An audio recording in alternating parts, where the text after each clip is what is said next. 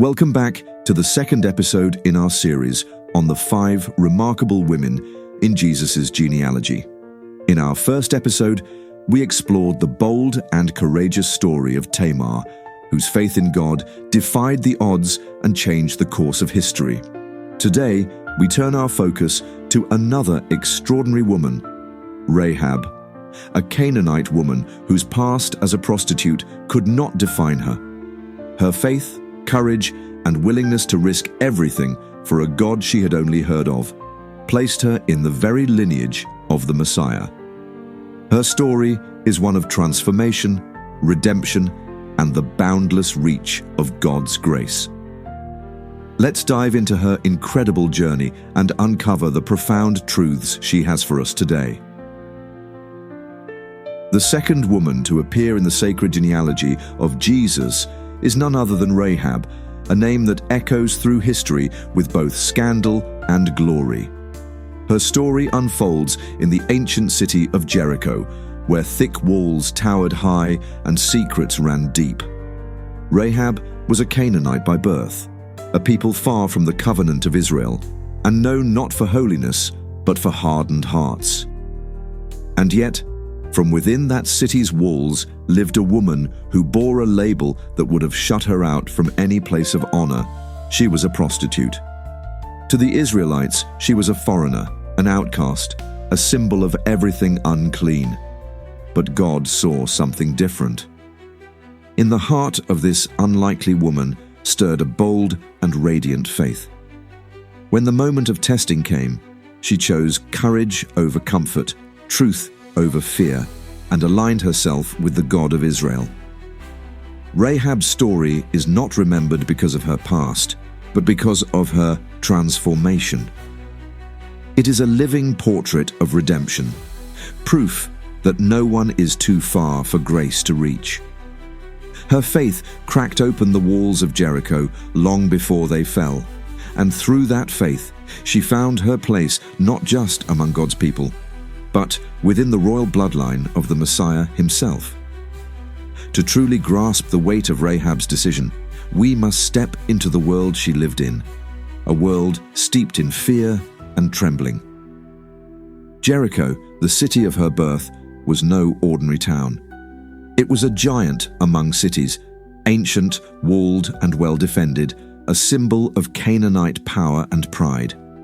But as mighty as its walls were, fear had begun to seep through its very stones. The people of Jericho had heard the stories, every man, woman, and child. Whispers of a wandering nation approaching from the wilderness, a people led by an invisible, all-powerful God. This God had split the sea in two. He had crushed mighty kings like Sihon and Og as if they were nothing. And now these same people, the Israelites, were camped just beyond the Jordan River. The air in Jericho grew thick with dread. Gates were shut. Soldiers stood watch day and night. Mothers clutched their children, and merchants looked nervously to the east. And it was in this tense, terrifying moment that a woman named Rahab quietly stepped onto the stage of history. No one saw it coming. No one could have guessed that this woman, living in the shadow of Jericho's towering walls, would play a role so bold, so decisive, that her name would be remembered for eternity. As the sun dipped low over the Jordan, casting long shadows across the desert sands, 2 figures crept silently toward the gates of Jericho. They were not ordinary men. These were the eyes of Israel, spies sent by Joshua himself, tasked with sizing up the city that stood between them and the promised land. Silent as the wind, they slipped into Jericho's labyrinth of stone and shadow, eventually arriving at a house built into the very walls of the city.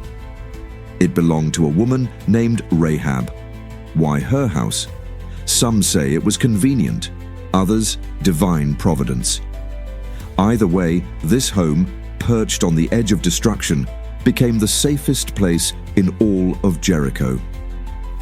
But their presence did not go unnoticed. word reached the king like lightning. Israelite spies had entered his city, and the trail led straight to Rahab's door. In an instant, soldiers were dispatched, pounding on her door with orders from the crowd. "Bring out the men who came to you." And here, in the fire of decision, Rahab's heart was tested. She stood at a crossroads. One path led to safety and favor with her king, the other to possible death. Yet without hesitation, she made a daring choice. She had heard the stories of Israel's God, the one who parted seas and broke mighty kings. She believed. And so, with boldness that echoes through the ages, Rahab climbed to her roof, where she had hidden the spies beneath stalks of flax, and then sent the king's messengers off in pursuit of a phantom trail. It was not just a lie to protect strangers. It was an act of allegiance, a leap of faith. Rahab had turned her back on everything she knew and entrusted her future to the God of Israel. But what gave her such confidence? What truth had gripped her heart so tightly that she would risk it all? We find our answer in the quiet, courageous conversation that follows, under the cover of night. Once the clamor of boots had faded and the city's gates were sealed for the night, Rahab climbed quietly to the rooftop where the spies lay hidden. The cool night air whispered around her as she knelt beside them, her voice steady, but her words thundered with meaning. "I know," she began, eyes wide with conviction, "that the Lord has already given you this land. The fear of your people has swallowed Jericho whole. Our courage has melted like wax in the sun." Her voice trembled, not with fear, but with awe. She recounted the tales that had shaken the hearts of her people: the parting of the Red Sea, the fall of mighty kings before the Israelites, and the unseen force that led them like fire and cloud. These were not rumors to her, they were revelations.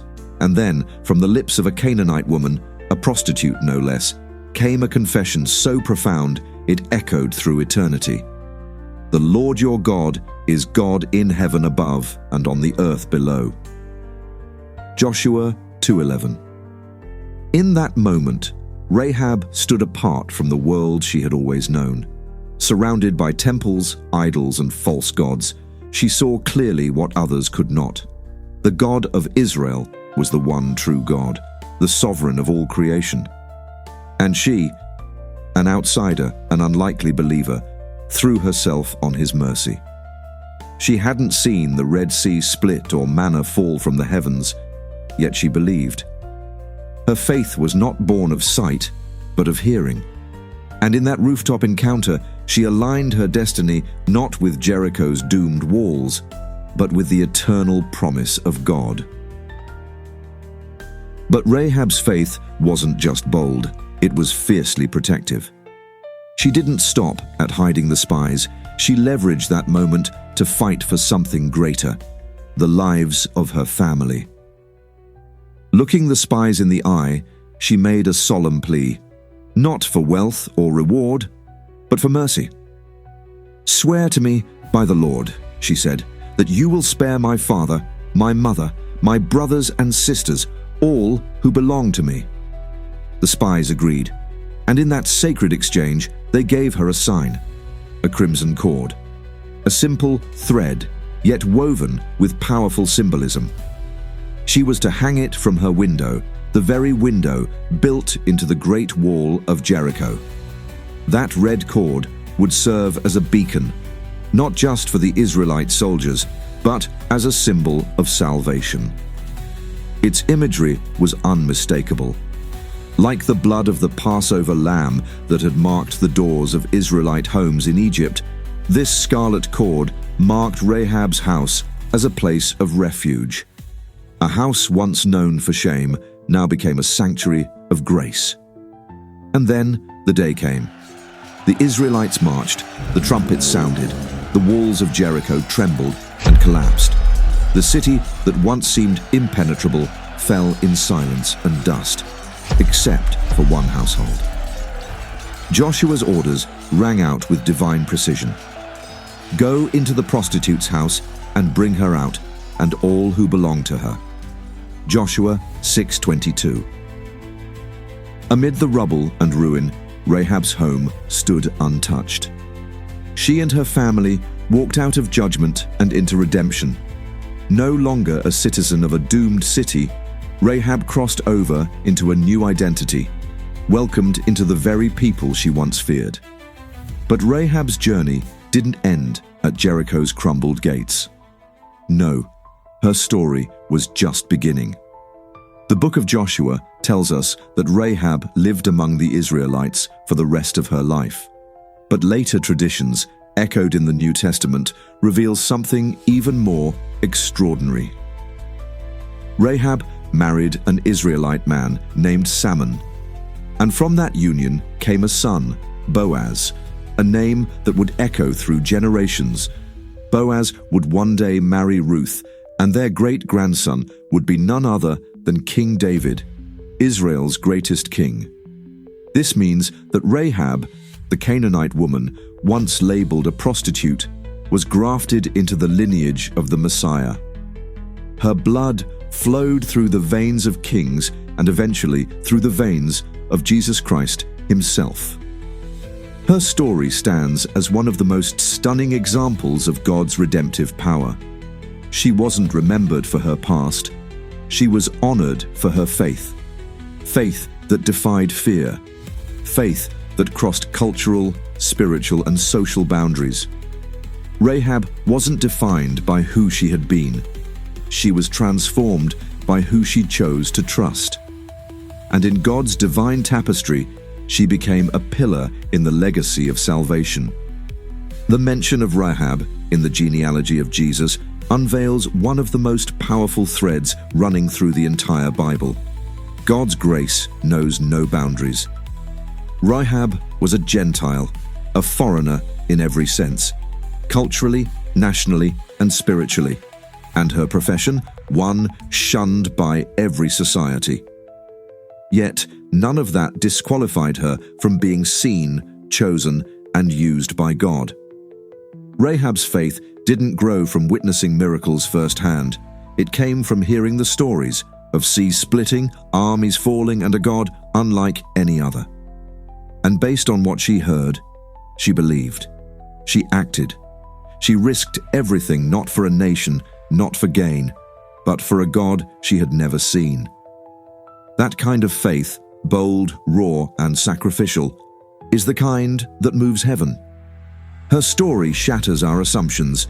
It reminds us that true faith is not inherited, it's chosen. It's not about having the right background, but about having the courage to believe and obey. Through Rahab, we see that God often moves through the least likely, through outsiders and outcasts, to fulfill his greatest purposes. And just as Rahab's home was marked by a crimson cord, her life became a foreshadowing of the crimson blood that would one day flow from Calvary, tearing down the dividing walls between Jew and Gentile, sinner and saint, and offering salvation to all who would believe. Rahab wasn't just saved, she was transformed. And through her, we glimpse the heart of a God who rewrites destinies and welcomes all who will dare to trust in him. Stay tuned as we turn our attention to the next of the 5 remarkable women and explore the profound revelations their inclusion offers in this divine lineage.